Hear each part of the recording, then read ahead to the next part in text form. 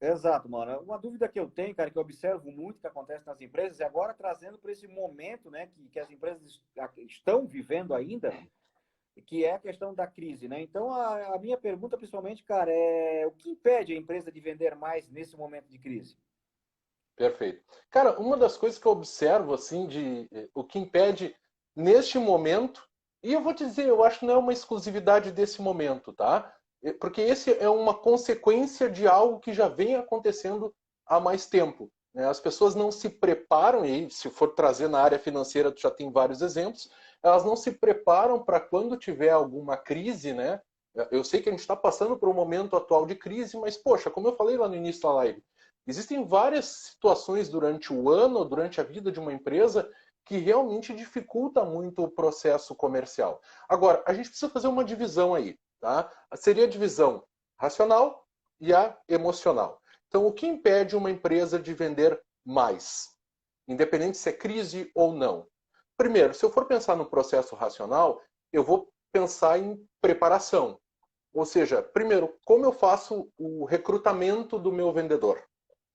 Como o vendedor ou do representante comercial, então seja o vendedor interno, externo, como eu faço esse recrutamento? Que pré-requisitos eu busco nesse profissional?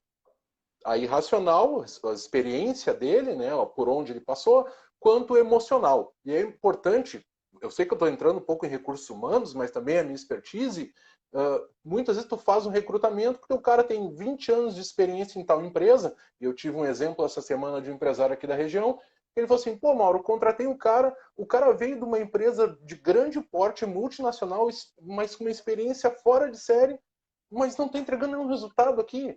Falei, sim, ele está acondicionado àquela experiência daquela empresa, com a forma de trabalho daquela empresa, com o produto daquela empresa, e o teu produto é outro.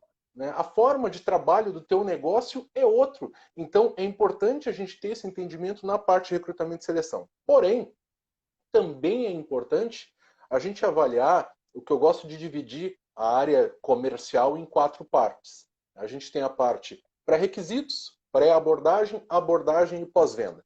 Então, estou chovendo molhado, todo mundo sabe disso, acredito eu, né? E o que a gente observa hoje? O empresário normalmente ele investe muito na parte da abordagem. Ou seja, o vendedor, ele alcança a meta sim ou não?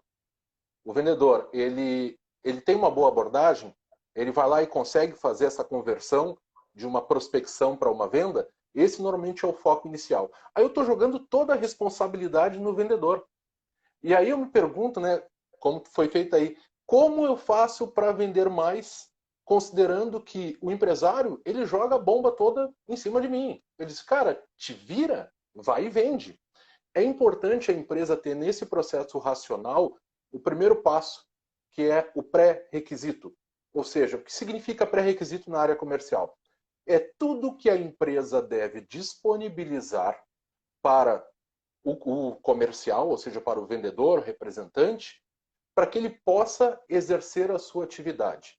Então, se você pegar, por exemplo, pega uma planilha aí de Excel, bem simples ali, escreve pré-requisito e anota, desde a questão mais simples, cartão de visita, folder, flyer, talvez ele precisa de veículo, combustível, e aí, lógico, entrando também já na parte financeira, né, o quanto isso precisa mexer no financeiro, mas também o que ele precisa de informação para que ele execute, para que quando ele for fazer a abordagem dele, ele tenha todo esse material.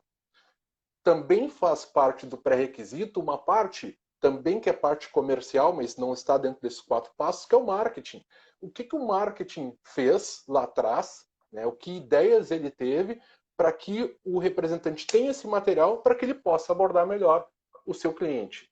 Então, o pré-requisito também tem a parte de controle, ou seja, qual é a política comercial, qual é a política de remuneração do vendedor, que comissionamento ele tem, quais são as metas, qual é o funil de vendas. Quer dizer, eu estou falando uma série de situações, uma série de ferramentas, e aí o Anderson está perguntando quais ferramentas o representante tem para trabalhar. Pois é, Exato. Anderson, é justamente isso. Muitas vezes o representante ele não tem todas as ferramentas, né? A empresa ele só passa o básico, mas aí o representante olha e diz assim, cara, será que é isso que eu preciso? E muitas vezes o vendedor, o representante, ele, por ter uma questão hierárquica, ele não tem, talvez, vou usar esse termo, a coragem de pedir para o seu gestor, olha só, eu preciso de tal ferramenta. Porque normalmente a gente falando de hierarquia dentro de um negócio, o profissional, e me entendam, não é falar mal. Eu estou falando um processo racional aqui, né? Eu ainda não entrei no emocional. O processo racional diz que o profissional que numa escala hierárquica que não seja de gestão, ele é pago para executar uma atividade. Ou seja, ele não é pago para pensar, ele é pago para executar.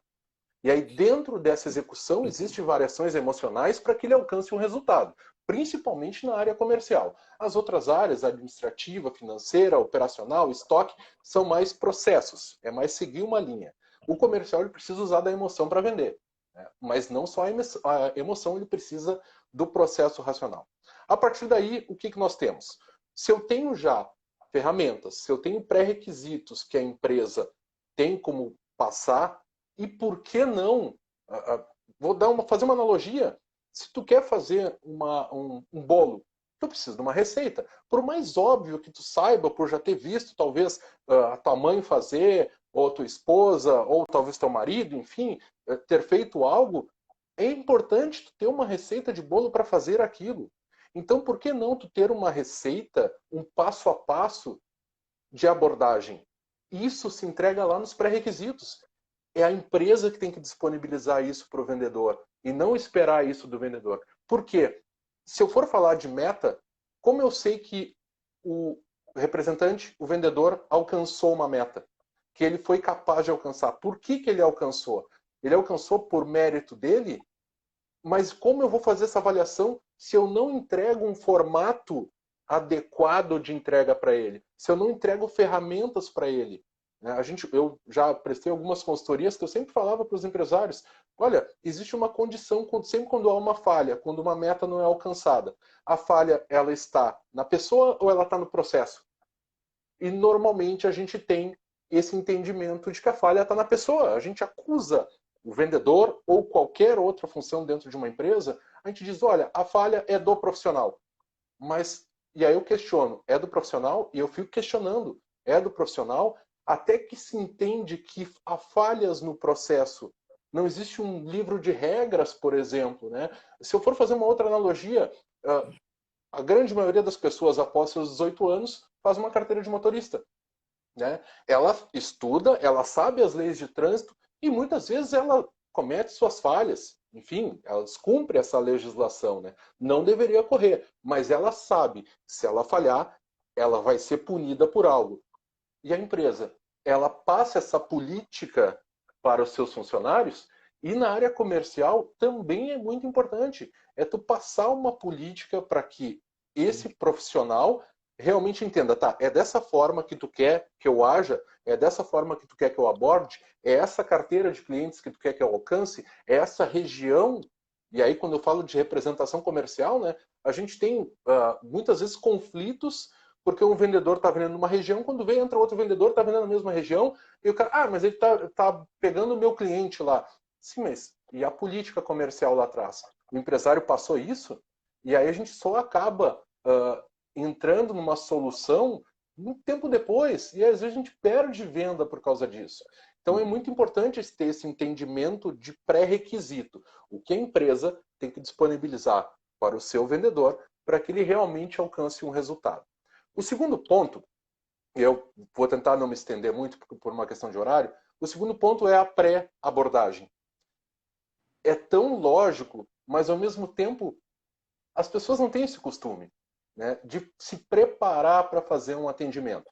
E aí uns vão dizer assim, Mauro, na venda receptiva não funciona assim. Existem ferramentas para que tu possa fazer na venda receptiva, tu está atrás do teu balcão, entrou alguém na loja, que tu possa, antes de iniciar uma conversa, ter uma preparação. Ela, sim, tem um cunho mais emocional, é uma análise comportamental, existem ferramentas para isso, que tu possa entender, só de bater o olho a pessoa, o jeito que ela está entrando, o jeito que ela está vestindo, a forma como ela te dá bom dia, boa tarde, boa noite, se ela entrou muito rápido, se ela entrou mais devagar. Tu observando isso, tu já consegue iniciar um entendimento. E aí, se eu for puxar para a venda receptiva, imagina, né, Vanca, tu entra numa loja, né, para fazer uma compra qualquer, né, uma compra de balcão. E quando tu entra na loja, a pessoa vai lá e diz assim, posso te ajudar? E tu olha assim e diz, eu só tô dando uma olhadinha. O que ela faz? Ela vira as costas e tá, ó, se precisar de mim eu tô aqui. Isso é venda? Isso não é venda. A gente precisa preparar os profissionais, exemplo da venda receptiva, em seguida eu falo da venda ativa, a gente precisa preparar esses profissionais para que ele tenha conteúdo de abordagem. Mas para que eu possa cobrar isso dele, eu, como gestor, preciso disponibilizar ferramentas, eu preciso ter acesso a treinamentos para que ele tenha esse conhecimento, isso que eu estou passando agora. Para que ele entenda que quando ele bate o olho, alguém entrou pela análise comportamental, para que ele tenha uma forma diferente de abordagem, para que ele não queira simplesmente, a pessoa entrou na loja, eu tenho que vender. Calma, quando a pessoa entra na loja, tu não tem que pensar, eu tenho que vender. Tu tem que pensar diferente. Eu tenho que fazer com que essa pessoa compre. Então, por mais que pareça, né, ilógico, mas não é a mesma coisa? Não é. Porque na tua cabeça, quando tu vai fazer a venda, se tu fica com essa obrigação, eu tenho que vender, e tu usa eu vendo, acontece muitas vezes de tu estar empurrando um material para alguém. E não é essa a intenção, tu não tem que empurrar algo para alguém.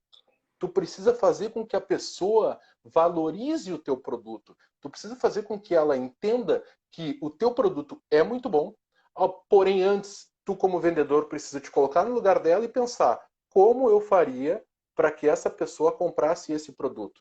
A gente tem muito aquela frase na parte das vendas, né, que é eu vendo o que eu compro.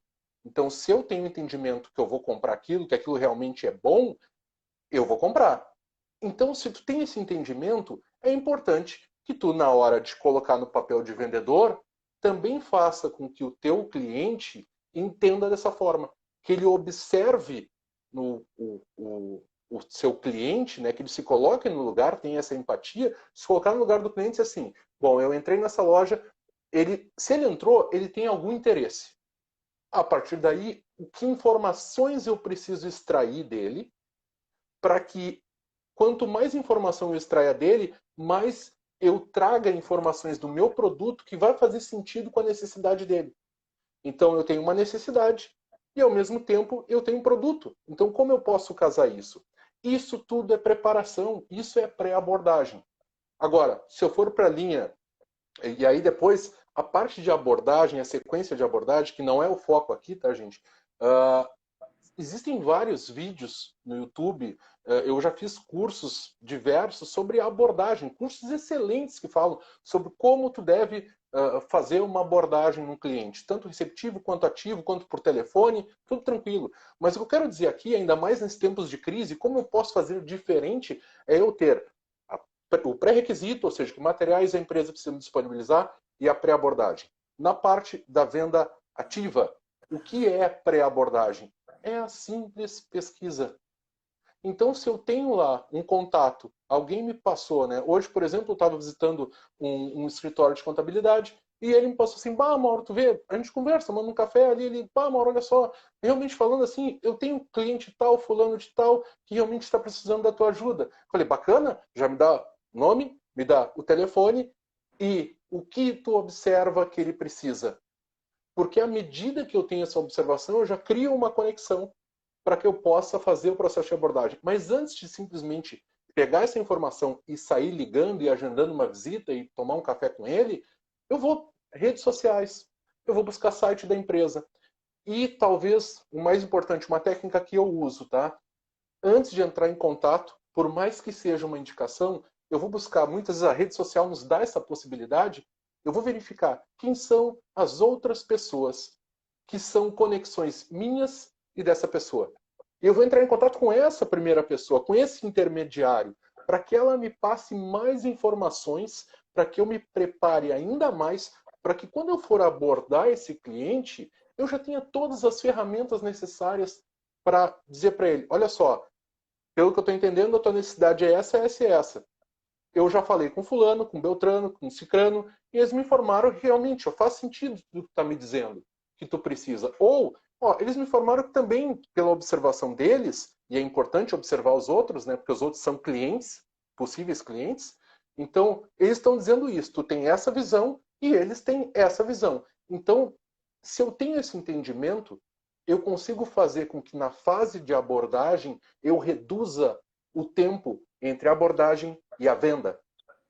E aí eu crio essa conexão mais adequada. Então eu tenho pré-requisito, ou seja, o que eu preciso, o que a empresa precisa me disponibilizar para que eu venda. Pré-abordagem, quais são as atividades, quais são os preparos que eu tenho para que eu possa abordar esse cliente e fazer com que ele realmente compre o quanto antes. Ou seja, fazer com que ele compre, não a minha necessidade de venda, e sim convencer ele a comprar, ter a persuasão.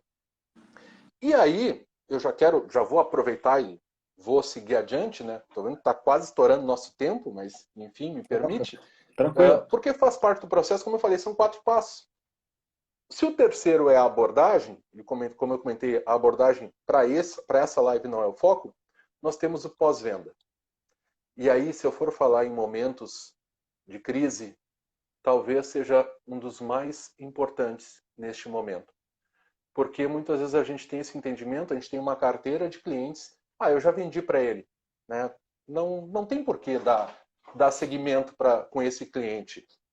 Ele só vai comprar um produto meu, ele não tem por que comprar de novo. Ou ele vem comprando mensalmente, eu não vou conseguir comprar. Se eu ficar na minha cabeça, como vendedor, ficar dizendo ele não vai, ele não vai. Né? Isso é PNL. Então, tu já está dizendo para ti mesmo que não vai acontecer. Então, o que se faz? A gente cria uma ferramenta chamada tabela de oportunidades. O que é essa tabela? É eu enxergar, e aí eu estou falando de pós-venda, né? Eu tenho lá a minha tabela onde eu tenho meu cliente, onde eu já atendo, eu entrego um determinado tipo de produto para ele. Produto ou serviço, enfim. Isso tanto na venda ativa quanto na venda receptiva. Eu preciso acompanhar, eu preciso voltar a criar uma pesquisa com esse cliente para que eu possa identificar que outras necessidades eu posso estar ajudando ele. E aí, se eu for pensar no nosso caso como consultor, eu vou sugerir a questão do laço. Tá? Eu tenho que criar um laço maior. Quando eu abordo um cliente meu na fase de pós-venda, primeiro, lógico, eu vou identificar, tu está satisfeito com o meu trabalho? Né? E às vezes o empresário não tem esse costume de verificar satisfação. Gente, não se trata de pesquisa de satisfação. Se tu pegar um bilhetinho, às vezes eu vejo na venda receptiva, né?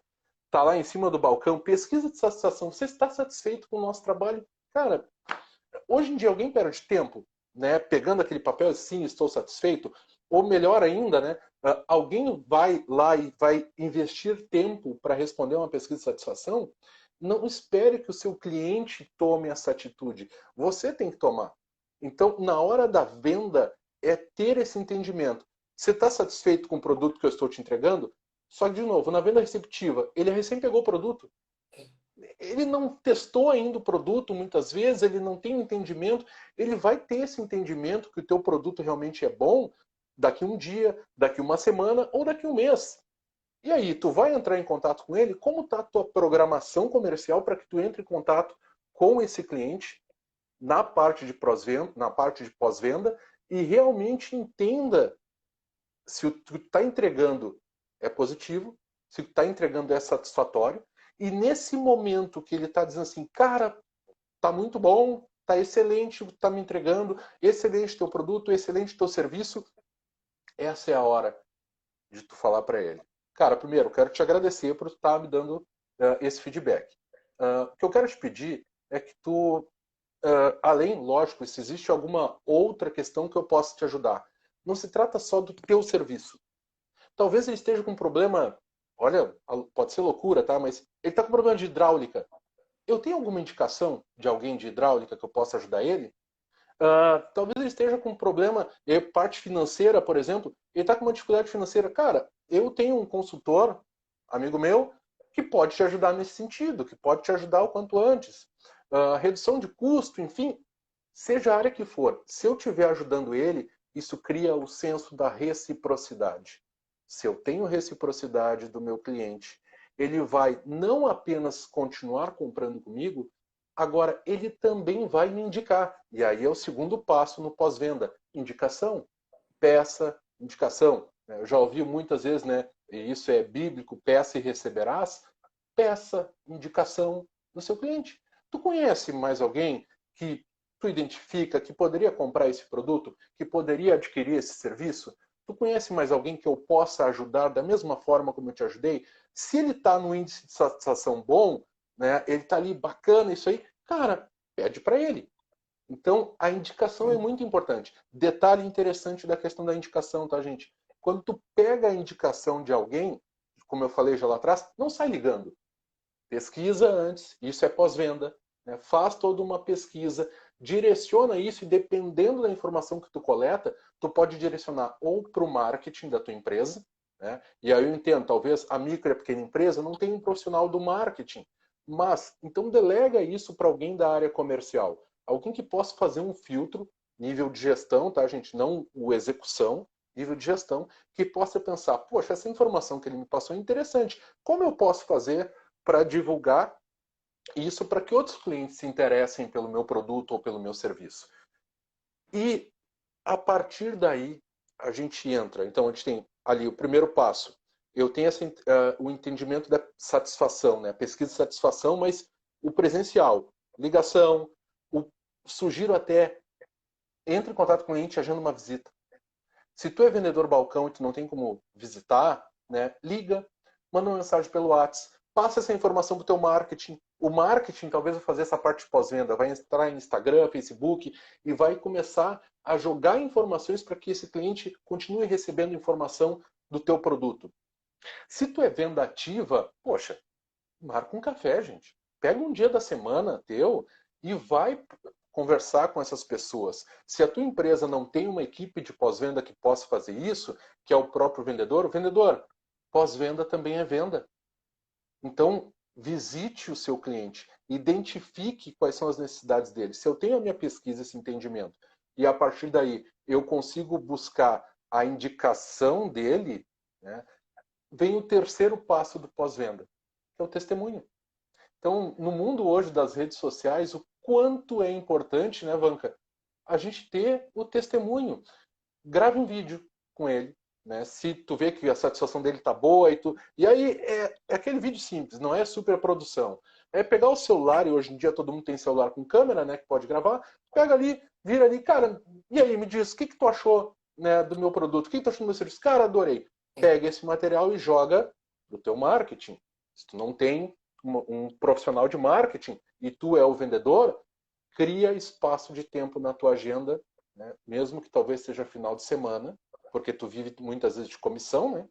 Cria um espaço na agenda para pegar esse material e começar a divulgar. Tenha regularidade nessa divulgação. Pode ser vídeo, pode ser mensagem de áudio por WhatsApp, pode ser foto. Tira uma foto com o teu cliente, pede autorização, obviamente, para ele. Tira a foto, marca ele, né? Talvez na própria publicação, e aí a gente começa a entrar na parte de marketing, na publicação, agradece a ele, diz o trabalho bom que ele está fazendo, porque daí não é só ele que vai observar, todas as pessoas da rede dele vai observar.